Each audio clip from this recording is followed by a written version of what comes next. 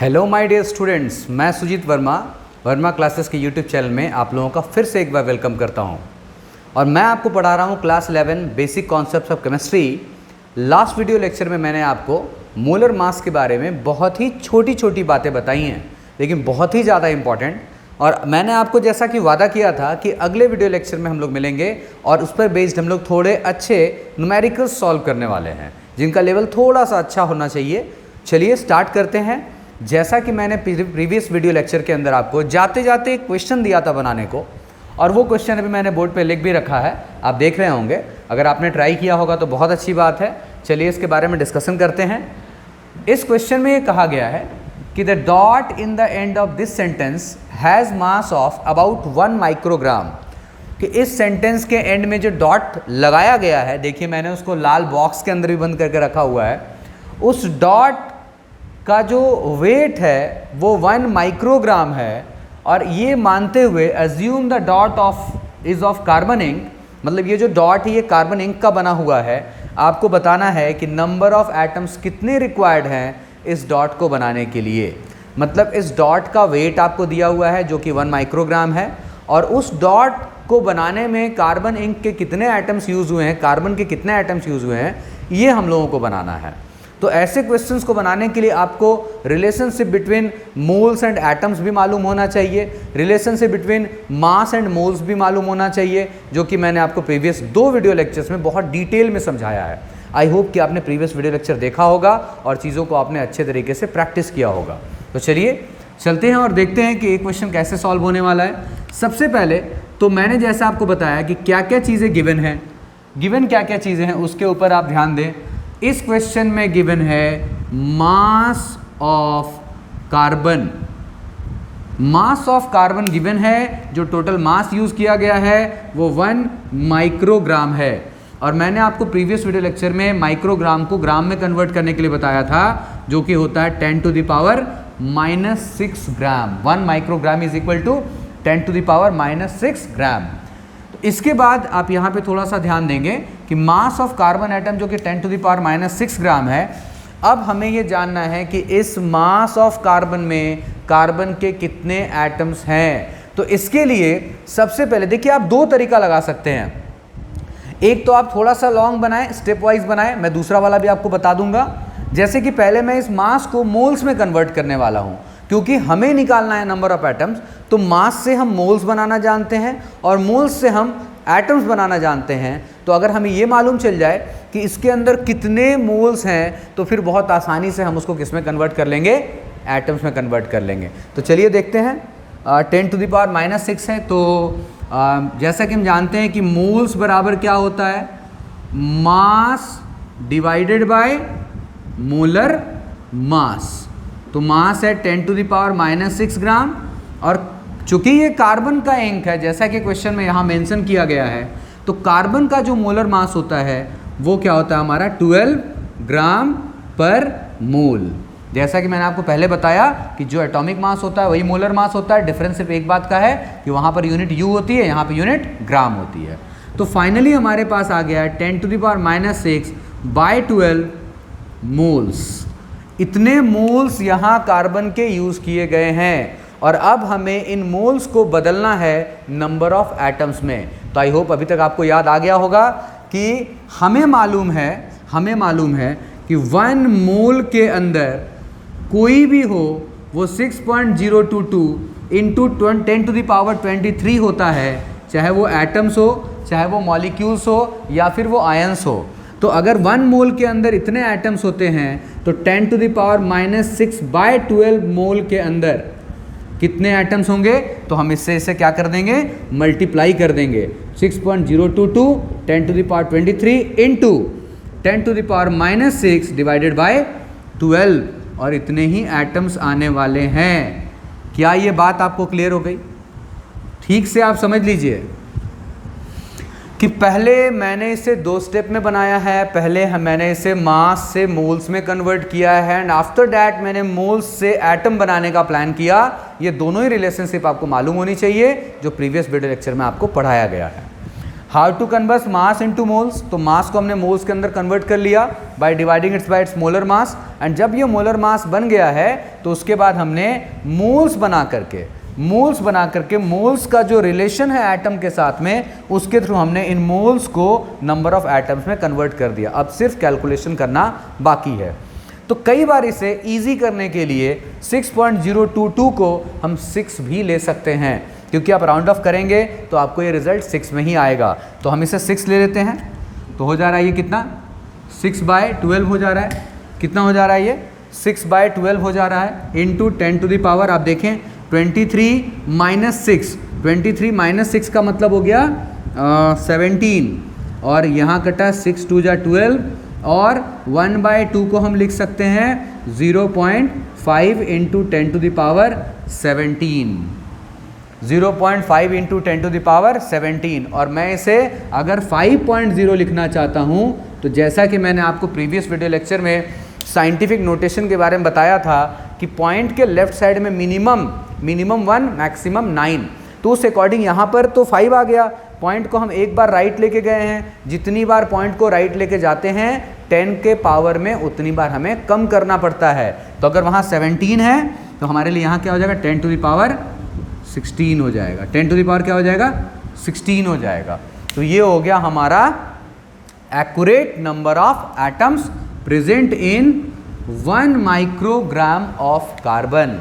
I hope कि आपको ये टॉपिक समझ में आया होगा। बहुत ही सिंपल क्वेश्चन था, मास गिवन था, नंबर ऑफ एटम्स पूछा जा रहा था, तो मास से हमने मोल्स बना लिया और मोल्स से हमने नंबर ऑफ एटम्स बना दिए। इस क्वेश्चन को आप डायरेक्ट यूनिटरी मेथड से भी बना सकते थे, लेकिन आप इसको पहले नोट कीजिए, मैं वो भी आपको लिख के दिखा देता हूँ। चलिए आप नोट कीजिए।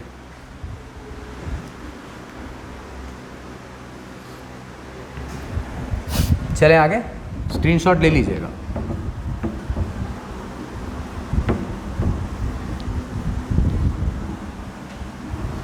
अगर मैं आगे चलता हूँ, इसको भी हटा देता हूँ।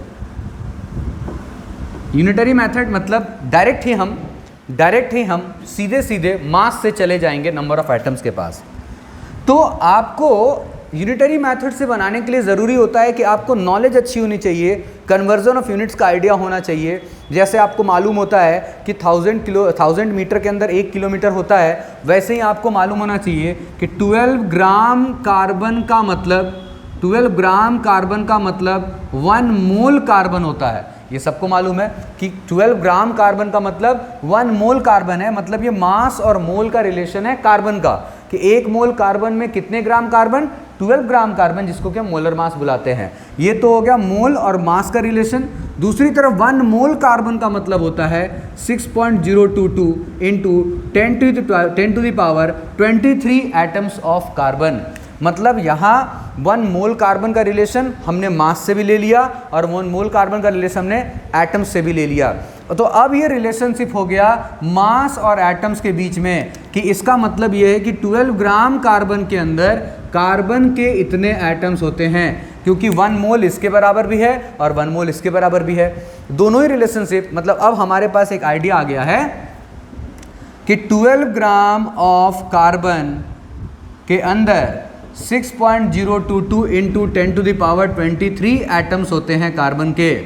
अब ये रिलेशनशिप क्यों हम ले रहे हैं, क्योंकि क्वेश्चन के अंदर मास दे करके नंबर ऑफ एटम्स पूछ रहा है। तो ये इतने मास में इतने एटम्स होते हैं, तो 1 ग्राम कार्बन में 6.022 into 10 to the power 23 by 12 atoms होंगे। और हमें निकालना है 1 माइक्रोग्राम का, जिसका मतलब होता है 10 टू द पावर -6 ग्राम।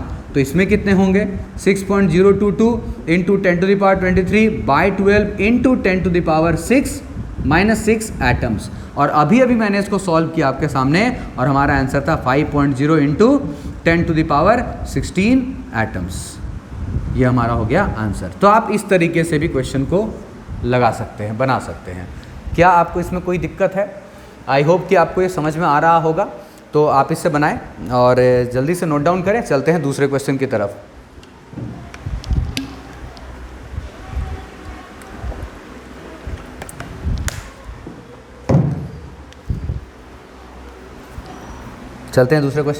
बहुत ज़्यादा ह्यूमिडिटी हो रही है।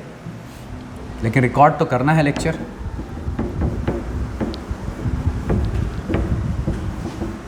अब हमारा सेकंड क्वेश्चन क्या है?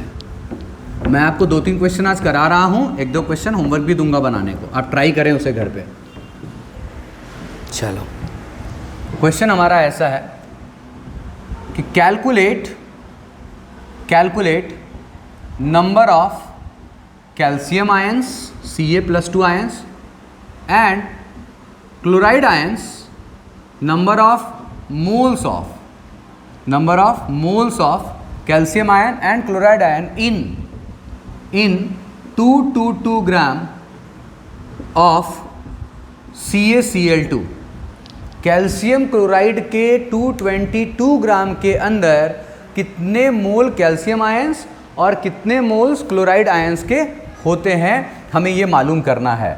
तो इसको बनाने के लिए एक छोटा सा कॉन्सेप्ट है जो मैं आपके साथ अभी डिस्कस कर लेता हूँ पहले, कि अगर आप पानी के अंदर NaCl घोल रहे हो तो NaCl आयनाइज होकर के क्या बनाएगा, Na+ और Cl-। सोडियम क्लोराइड का अगर 1 मोल आपने पानी में डाला तो इससे सोडियम आयन का भी 1 मोल और क्लोराइड आयन का भी 1 मोल बनेगा। ठीक है। अगर आपने मान लो कि MgCl2 मैग्नीशियम क्लोराइड लिया तो मैग्नीशियम, अच्छा एक चीज़ मैं आपको बताऊं, मान लो आप 11th में बहुत ज़्यादा नहीं जानते हो, इतना कम से कम याद कर लो कि क्लोराइड आयन जो होता है, क्या नाम है इसका, क्लोराइड आयन जो होता है इस पे -1 चार्ज होता है। तो अगर क्लोराइड आयन पे -1 का चार्ज होता है और यहाँ क्लोरीन कितनी बार लिया गया है, 2 बार, मतलब क्लोराइड आयन 2 बार हैं, मतलब टोटल कितने नेगेटिव चार्ज होंगे, 2 नेगेटिव चार्ज। और इन 2 क्लोराइड आयंस को एक मैग्नीशियम ने अकेले संभाल रखा है, इसका मतलब है कि इस एक अकेले मैग्नीशियम पर कितना चार्ज होगा, +2 का चार्ज होगा। और प्लस में मैं क्या लिख रहा हूँ, 2 टाइम्स Cl-, मतलब MgCl2, फिर से समझो, ध्यान से समझो कि MgCl2 में Cl- पे चार्ज कितना होता है, -1 का।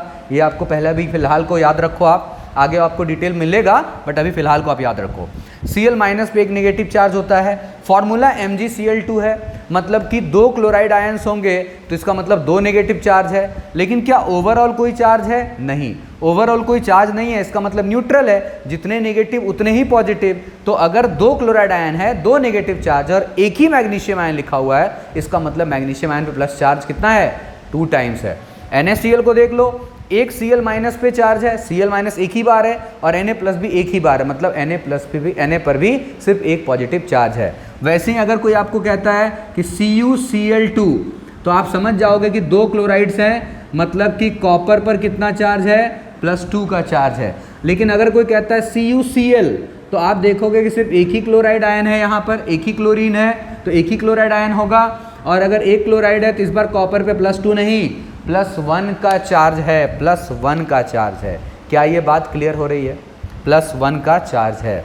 तो ये अपना हो गया Cu+, एक क्लोराइड आयन पे एक नेगेटिव चार्ज और CuCl लिखा हुआ है, मतलब एक क्लोराइड आयन और एक कॉपर आयन। तो अगर क्लोराइड पर एक नेगेटिव है तो कॉपर पे भी एक ही पॉजिटिव होगा। अगर आपको कोई कहता है कि AlCl3 एल्यूमिनियम क्लोराइड, तो यहाँ तो 3 क्लोराइड आयंस हैं, तो आप 3Cl- लिखोगे। और एल्यूमिनियम पर कितना चार्ज होगा, जल्दी से सोचो, एल्यूमिनियम पर कितना चार्ज होगा, अकेला एल्यूमिनियम 3 क्लोराइड्स को संभाल रहा है, इसका मतलब एल्यूमिनियम पर कितना चार्ज होगा, +3 चार्ज होगा। क्या ये बात आपको क्लियर हो गई? क्योंकि अगर आपको ये बात क्लियर हो गई तभी आपको आगे का क्वेश्चन समझ में आने वाला है। क्योंकि मैं अभी आपको, चलिए अब इस तरीके से मैं आपको बताता हूँ कैल्शियम क्लोराइड के बारे में। और बताता क्या हूँ, आप खुद ही सोचिए ना कि कैल्शियम क्लोराइड Cl- 2 बार निकल के आ रहा है और एक अकेला कैल्शियम है, तो कैल्शियम पर कितना चार्ज होगा, +2 का चार्ज होगा। हालांकि क्वेश्चन में लिखा हुआ है, लेकिन मैंने फिर भी आपको थोड़ा डिटेल कर दिया। अब ये समझिए आप ध्यान से कि अगर 1 मोल NaCl डिसोसिएट होगा वाटर में जाके, पानी में जाके, तो इससे 1 मोल Na+ और 1 मोल Cl- बन रहा है। लेकिन MgCl को देखिए, तो MgCl2 को अगर आप 1 मोल MgCl2 ले रहे हो तो इससे मैग्नीशियम आयन तो ठीक 1 मोल बन रहा है, लेकिन क्लोराइड आयन कितना बन रहा है, 2 मोल्स बन रहा है। 2 मोल्स मतलब 1 मोल अगर मैग्नीशियम क्लोराइड आपने डिसॉल्व किया तो इससे डिसोसिएशन जब होगा, वो जब अलग अलग होंगे आयंस, तो 1 मोल मैग्नीशियम आयन और 2 मोल्स ऑफ क्लोराइड आयंस बनेंगे। इस तरीके से आप एल्यूमिनियम क्लोराइड को देखिए, 1 मोल एल्यूमिनियम क्लोराइड जब हमने डिसोसिएट किया, डिसॉल्व किया, तो इससे एल्यूमिनियम आयन तो 1 मोल बना, लेकिन क्लोराइड आयंस कितने बने? 3 मोल्स बने। CaCl2 को देखिए, 1 मोल अगर हमने कैल्शियम क्लोराइड डिसॉल्व किया तो इससे 1 मोल कैल्शियम आयन बनता हुआ नजर आ रहा है और 2 मोल क्लोराइड आयन बनते हुए नजर आ रहे हैं। किसी को ये तो कन्फ्यूजन नहीं है ना कि 2 मोल्स 3 मोल्स क्यों बोल रहे हैं? अगर आपको कन्फ्यूजन है भी थोड़ा मोड़ा भी, तो जब मैं आपको अगला टॉपिक पढ़ाऊंगा स्टोइचियोमेट्री रेशियो एंड कैलकुलेशंस, तो आपको ये बातें भी बिल्कुल मतलब क्लियर हो जाएंगी एकदम कि कैसे हो रहा, क्या हो रहा। फिलहाल को आप मैं ये न्यूमेरिकल सिखाना चाहता हूँ, इसलिए आपको ये बातें बता रहा हूँ कि आप यहाँ से कुछ चीज़ों को समझें कि कितना मोल डिसोसिएट किया तो इससे कितना मोल बना। तो आई होप कि ये क्लियर हो गया होगा कि अगर 1 मोल CaCl2 होगा तो हमें मालूम है कि 1 मोल CaCl2 से 1 मोल कैल्शियम आयन और 2 मोल्स ही क्लोराइड आयन का बनेगा। तो इसका मतलब है कि CaCl2 का 1 मोल अगर कोई देगा तो कितना बनेगा? अगर हमें ये मालूम है तो CaCl2 का अगर 2 मोल्स हमें कोई देता है तब कितना बनेगा, ये हम आसानी से बता सकते हैं। डबल कर देंगे इन दोनों को। 3 मोल्स होगा तो ये 3 मोल, ये 6 मोल। 4 मोल होगा तो ये 4 मोल, ये 8 मोल्स बनेगा। तो अभी हमारा जो क्वेश्चन है वो इसी से रिलेटेड है कि कैल्शियम क्लोराइड के 222 ग्राम में कैल्शियम के कितने आयंस हैं और क्लोराइड के कितने आयंस हैं। तो पहले आप इसको नोट डाउन कीजिए फटाक से एकदम। मैं आगे बढ़ता हूँ। कर लिया? स्क्रीनशॉट लेके नोट कराओ, ठीक है, या पॉज करके नोट किया करो, नहीं तो वीडियो ऐसे भी बहुत लंबा हो जाता है। फिर तुम देखोगे लंबे वीडियोस, तुम भी इरिटेट हो जाओगे। होना तो नहीं चाहिए। अगर जिस चीज़ से जीवन बनना है, अगर उसी में इरिटेशन होने लगा तो फिर जीवन कैसे बनेगा, है ना? अगर मैं पढ़ाने को लेकर इरिटेट हो जाऊँ तो फिर कैसे सब कुछ अच्छा होगा? हमें तो पढ़ाने में मज़ा आता है। लोग पूछते हैं कि आप मज़ा करने के लिए क्या करते हो, तो मैं बताता हूँ मैं पढ़ाता हूँ। बहुत ही ज़्यादा मज़ा आता है और आप लोगों का इतना प्यार जो मिलता है, ये मज़ा आने का एक बहुत बड़ा कारण भी है। तो चलिए यहाँ पर इस क्वेश्चन के अंदर में हमेशा की तरह टारगेट समझ में हमें आ चुका है कि कैल्शियम आयन और क्लोराइड आयंस के हमें नंबर ऑफ आयंस निकालने हैं, number of moles of ions निकालने हैं। तो हमें तो मालूम है कि CaCl2 से बनेगा Ca+2 और ट्वाइस ऑफ Cl-, मतलब 1 मोल कैल्शियम क्लोराइड से बनेगा 1 मोल कैल्शियम आयन और 2 मोल्स किसका बनेगा? क्लोराइड आयंस का बनेगा। तो अगर ये बात हमें पहले से मालूम है, ये बात हमें अगर पहले से मालूम है, तो अगर हमें कोई ये बता दे कि भाई CaCl2 के कितने मोल्स आपको दिए गए हैं, तो हम इजीली बता देंगे कि कितने कितने आयंस, कितने कितने मोल ऑफ आयंस बनेंगे। तो मास ऑफ CaCl2 दिया हुआ है और जैसा कि हम जानते हैं ये दिया कितना है? 222 ग्राम। और जैसा कि हम जानते हैं कि मोल्स और मास का रिश्ता, मोल्स और मास का रिश्ता मालूम है ना आपको? किससे डिवाइड करेंगे? मोलर मास से। तो मास है 222 ग्राम और मोलर मास मालूम नहीं है, तो चलिए निकालते हैं। CaCl2 का कैल्शियम के लिए 40, क्लोरीन का 35.5, 2 हैं तो 2 × 2, ये हो गया 71 + 40, 111 ग्राम पर मोल। तो 111 ग्राम पर मोल ये आ गया है कैल्शियम क्लोराइड का मोलर मास। वैल्यू बिठाइए 111 ग्राम पर मोल और रिजल्ट आ रहा कितना? 2 मोल्स। देखिए आई होप कि आप में से बहुत लोग समझ चुके होंगे कि मोल्स जितने भी आपने हमें ग्राम दिए थे, हमने उस मास को मोल्स में कन्वर्ट कर लिया। और अगर हमने मास को मोल्स में कन्वर्ट कर लिया, मास को मोल्स में कन्वर्ट कर लिया, और ये बात हमें पहले से मालूम है कि भाई अगर 1 मोल होगा तो इतने इतने मोल्स बनेंगे। तो हमारे पास कितने मोल्स हैं? 2 मोल्स। अगर 1 मोल होगा तो इतने इतने बनेंगे, तो 2 मोल्स होगा तो कितने बनेंगे? Just double. तो लिख रहा हूँ कि 2 मोल्स ऑफ CaCl2 के अंदर 2 मोल्स किसके होंगे? कैल्शियम आयन के, और 4 मोल्स किसके होंगे? क्लोराइड आयन के होंगे। आई होप कि आपको ये क्वेश्चन समझ में आया होगा। मैंने ये लाइन यूँ ही नहीं लिखा, इसके पहले मैंने आपको बहुत सारी चीज़ें समझाई हैं। तो चलिए अब चलते हैं अगले क्वेश्चन की तरफ। अब आप इस क्वेश्चन को नोट करें, ज़रा सा मैं भी रिफ्रेश हो लूँ।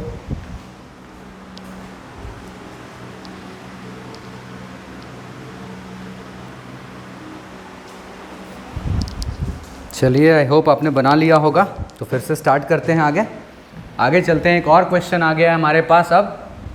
1 atom of an element X which is 6.623 into 10 to the power minus 23 grams, एक एलिमेंट के एटम, मतलब X एक एलिमेंट है और उसके एटम का मास, एक एटम का मास दिया हुआ है।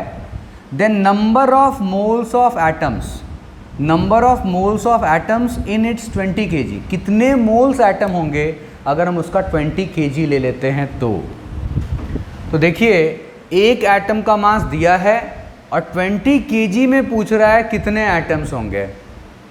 इजी क्वेश्चन है, बहुत इजी क्वेश्चन है। अगर आपको कन्वर्जन पता है कि how to convert mass into moles and then moles into number of atoms, तो वही पहला वाला क्वेश्चन कार्बन की तरह इसमें भी काम करना पड़ेगा। लेकिन एक चीज़ मैं यहाँ पे समझ रहा हूँ कि जो गिवन मास है वो 20 kg है, 20 kg है, जो कि kg किस में होता है भाई, हमारा तो ग्राम में रहता है, तो हमें तो ग्राम बनाना पड़ेगा। तो चलिए, सबसे पहले मास ऑफ या given mass of element is 20 kg, जिसे हम लिख सकते हैं 20 इंटू 10 to the power 3 ग्राम, ये हमने लिखा। अच्छा, उसके बाद यहाँ पे अगर मैं मोल्स पहले बनाना चाहूँ तो कर सकता हूँ, मोल्स। अच्छा, लेकिन एक चीज़ है यहाँ पे, एक चीज़ यहाँ पे मैं आपको पहले याद दिला दूँ। आपको बताया था पिछले क्लास में कि मोल्स जब आप बनाने के लिए जाओगे तो मोल्स का फॉर्मूला होता है mass divided by molar mass, mass divided by molar mass. लेकिन एक दिक्कत है, दिक्कत ये है कि यहाँ पर जो मोलर मास आपको दिखाई दे रहा है, एलिमेंट का जब नाम ही नहीं पता है तो फिर हम उसका मोलर मास कैसे लिखेंगे, है ना। एलिमेंट का जब मास ही नहीं पता है तो फिर हम मोलर मास कैसे लिखेंगे। एक सेकंड, ज़रा पानी पी लिया जाए।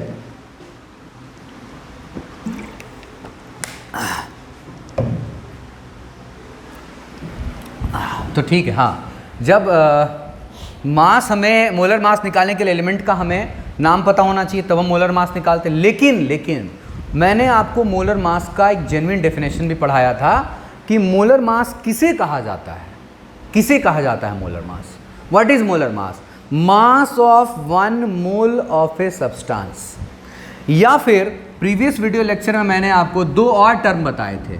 एक मैंने आपको बताया था ग्राम एटॉमिक मास, चलिए इसको भी बता देते हैं एक बार और हमारा एक और टर्म था ग्राम मॉलिक्यूलर मास, ठीक है।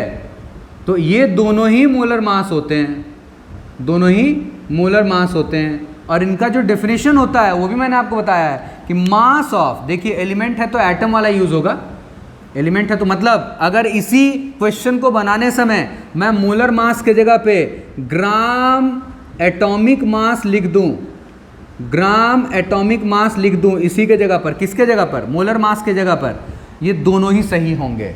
और ग्राम एटॉमिक मास का मतलब होता है mass of Na atoms in gram, ध्यान में रखिएगा, mass of Na atoms in gram.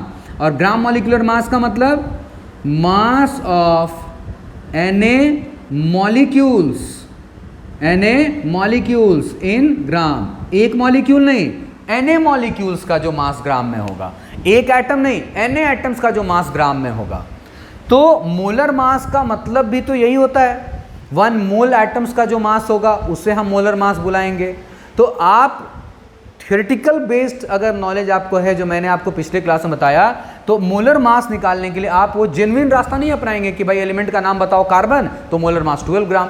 Molar mass का जो जेन्युइन डेफिनेशन मैंने आपको बताया, ऐसा ही डेफिनेशन, उसका कहना है कि 1 मोल एटम्स का जो मास होगा उसे हम क्या बुलाते हैं? मोलर मास बुलाते हैं। तो 1 मोल का मतलब Na एटम्स का जो मास होगा उसे ही हम मोलर मास बुलाएंगे। तो Na एटम्स का मास कैसे निकलेगा? एक एटम का मास क्वेश्चन में दिया हुआ है, 1 एटम का मास क्वेश्चन में दिया हुआ है। अगर हमें 5 एटम का चाहिए होगा तो 5 से मल्टीप्लाई करेंगे, वैसे जब Na एटम्स का चाहिए होगा तो Na से मल्टीप्लाई करेंगे। तो मैं यहाँ कह रहा हूँ कि मास के जगह पे आप रख दें 20 × 10⁻³ ग्राम, ठीक है। और मोलर मास की जगह पे रख रहे हैं Na इंटू 6.623 इंटू 10⁻⁻23 ग्राम। ये है एक एटम का मास, ये एक एटम का मास है। और एक एटम के मास को जब Na से मल्टीप्लाई किया जाएगा तो जो रिजल्ट निकलेगा वही मोलर मास होगा या वही ग्राम एटॉमिक मास होगा। दोनों ही सही है, दोनों ही सही है, इसलिए आप बिल्कुल कंफ्यूज। अगर किसी दिन क्वेश्चन में आपको ग्राम एटॉमिक मास दे दिया या पूछ लिया तो आप कंफ्यूज मत होइएगा, सेम चीज होता है, ठीक है। तो यहाँ 20 इंटू 10⁻³ बाय यहाँ आ जाते हैं 6.022 इंटू 10⁻23 इंटू 6.623 इंटू 10⁻⁻23। तो अब आप यहाँ पे देखेंगे कि ये 10⁻23 10⁻⁻23 तो ख़त्म हो गया। अब मैं इसे ज़रा मल्टीप्लाई कर लेता हूँ, लगभग ये दोनों मल्टीप्लाई होके आ रहा है 40 आ रहा है। कितना आ रहा है, एक बार कैलकुलेटर में करके देखते हैं। चलिए मल्टीप्लाई करके आ रहा है, कितना आया, 40 आ गया, मल्टीप्लाई करके आ रहा है 40। चलिए ठीक है, देखते हैं। अगर इसको और इसको मल्टीप्लाई कर लिया हमने कैलकुलेटर पे, आप कर लेना, कितना आ रहा है, 40 आ रहा है। तो 20 इंटू 10⁻23 बाय में क्या आ रहा है, 40, क्योंकि ये दोनों तो भैया 1 हो गया। 10⁻23 और 10⁻⁻23 दोनों ऐड होंगे तो 10 क्या बचेगा, 0, मतलब 1। अब ये 20 से 40 कटेगा 2 बार में, ठीक है। और सॉरी 10 का पावर यहाँ 3 है ना, तो 10 का पावर 3 है, 10 का पावर 3 मतलब 1000। तो आंसर आ रहा मेरा 500। आंसर कितना आ रहा है, 500। आप देखिए हमारे पास यहाँ ऑप्शन था डी, यस 500 कहाँ गया, मार्कर कहाँ गया, मार्कर, यस यहाँ है, 500 हो गया हमारा आंसर, 500 हमारा हो गया आंसर, हो गया, ये हमारा जवाब है। कैसे कैसे निकाला आप समझो ना, कि मास गिवन था और मोलर मास अगर मिल जाता तो काम बन जाता, क्योंकि हमें क्या बनाना है, number of moles of atom, और मोल्स बनाने का फॉर्मूला है mass divided by molar mass. Mass divide molar mass बोलो या ग्राम एटॉमिक मास बोलो, मैं चर्चा इसलिए कर रहा हूं ताकि बाद में कभी दिख जाए तो कंफ्यूज मत होना। ग्राम एटॉमिक मास का मतलब वही होता है, मोलर मास का मतलब वही होता है, mass of Na atoms in gram, ठीक है। आई होप कि आपको समझ में आया। Na एटम्स, एक एटम का मास दिया था, उसको Na से मल्टीप्लाई किया, रेडी हो गया Na एटम्स का मास, मतलब मोलर मास। और जब हमने इसका वैल्यू बिठाया तो ये 10⁻23 10⁻⁻23 मिलके क्या बन गया, 1। 6.022 इंटू 6.623 जब मल्टीप्लाई करेंगे आप 40.0 समथिंग आ रहा था, तो ये मेरा 40 मैंने यहाँ लिखा राउंडिंग में, राउंड ऑफ में। 20 से 40 कटा 2 बार में, 2 से 1000 कटा 500 बार में, मतलब हमारा आंसर हो गया 500। हमारा आंसर कितना हो गया, यस 500 हमारा आंसर हो गया। आई होप कि आपको ये क्वेश्चन समझ में आ गया होगा। चलिए इसको आप नोट कीजिए। अब मैं आपको क्या करूँगा, 1-2 क्वेश्चन बनाने के लिए दूंगा, आप उससे ट्राई करें, और उसको फिर अगले क्लास में अगर होता है तो मैं उस पर भी डिस्कशन कर दूंगा, ठीक है। आप बना करके कमेंट सेक्शन में मैसेज करें, या डाउट हो तो आप डायरेक्ट DM कर सकते हैं हमारे नंबर पे। मैं बता देता हूँ आपको, ये हमारे VC का नंबर 9097778963, इस पर आप डायरेक्ट DM कर सकते हैं। मैं आपको PDF प्रोवाइड कर दूँगा, कि इसके जो नोट्स होंगे, जो बने हुए होंगे, मैं आपको नोट्स प्रोवाइड कर दूँगा। अब बने रहें आप चैनल के साथ। चलिए मैं आपको 1-2 क्वेश्चन भी दे देता हूँ। क्वेश्चन हमारा है नंबर ऑफ मोल्स, ओके। चलिए मैं हटा दूं इसको, आपने नोट कर लिया, स्क्रीनशॉट ले लो यार, है ना।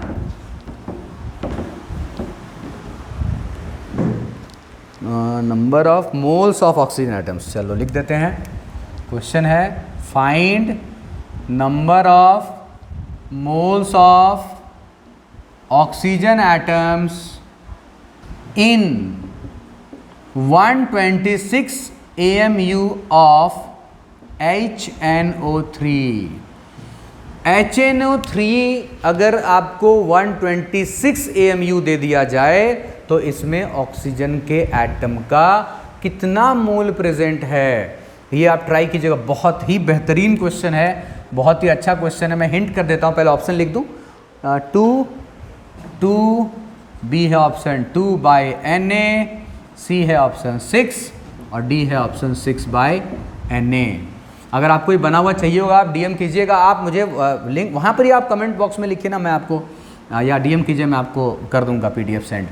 तो यहाँ पर क्वेश्चन में HNO3 का, अच्छा आप याद रखिए, किसी का भी मोल्स निकालना है, किसी का मोल्स निकालना है तो उसका मास चाहिए और उसका मोलर मास चाहिए। ऑक्सीजन का मोलर मास आपको मालूम है पहले से, ऑक्सीजन का मोलर मास आपको पहले से मालूम है कि 16 ग्राम होता है, या आप कह सकते हैं पूरा डिटेल में मैंने आपको बनाना सिखाया। अगर ज़रूरत पड़े तो आपको डिटेल में भी निकालना पड़ेगा, इस क्वेश्चन में तो निकालना ही पड़ेगा। इनफैक्ट अगर बनता है तो ठीक, नहीं तो मैं करता हूँ ना डिस्कस अगले वीडियो में, टेंशन मत लीजिएगा, एक और वीडियो बना देंगे, कोई दिक्कत की बात नहीं है।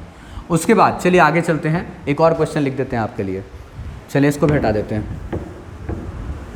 एक और क्वेश्चन, ये दोनों क्वेश्चन आप सॉल्व कीजिए, आपका लेवल अच्छा होगा। जेई मेंस का एग्ज़ाम देना हो, WB देना हो, आपको जेई देना हो, आप आराम से क्लियर करोगे, आराम से। क्वेश्चन हमारा अगला एक और क्या है, क्या है, एक और क्वेश्चन लेना था ना हम लोगों को। ओके चलिए, ये भी क्वेश्चन अच्छा क्वेश्चन जो मैं आपके लिए लेके आया हूँ। क्या क्वेश्चन है? क्वेश्चन है 3.011 into 10 to the power 22 atoms of an element weighs 1.15 gram, 1.15 gram. Next line क्या है भैया? द एटॉमिक मास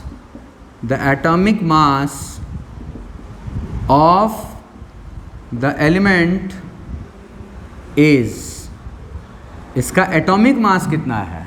यही क्वेश्चन है ना? हाँ ठीक है, 10, ऑप्शन दे देता हूँ आपको, 10 AMU, B 2.3 AMU, C 23 AMU और D क्या ऑप्शन भाई? डी क्या ऑप्शन? 35.5 AMU। तो ये दो क्वेश्चन आप बनाएंगे।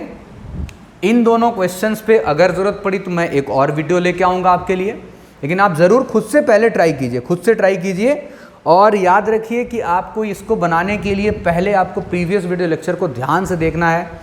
देखिए, नई चीज़ें बनाने का एक तरीका होता है कि आप पुरानी चीज़ों को मल्टीपल टाइम्स पहले रिवीजन करें। आप ये ना सोचें कि मैं ये बनाऊंगा वो बनाऊंगा, पहले आप बेसिक को 3-4 बार प्रैक्टिस करें, ताकि एटलीस्ट बेसिक चीज़ें अगर कहीं यूज़ में आने वाली हों तो आपको तुरंत वो आइडिया जनरेट हो जाए दिमाग में कि हाँ भाई ये लगा दो तो काम हो जाएगा, वो लगा दो तो काम हो जाएगा।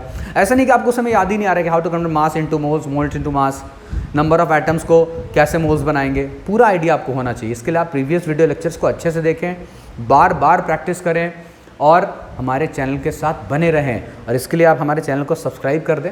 वीडियो अगर पसंद आता है तो आप लाइक करें, अपने दोस्तों के साथ, जो भी आपके फ्रेंड्स 11th में आप उनके साथ शेयर करें ताकि उन्हें भी बेनिफिट मिल जाए। चलिए, अगर कोई कोचिंग अफोर्ड नहीं कर पा रहा तो हम यहाँ से उसकी मदद करने की कोशिश कर रहे हैं। और हमेशा की तरह वो तो आपको मैं बार बार कहता हूँ कि सावधान रहें, सतर्क रहें, पढ़ते रहें। जय हिंद।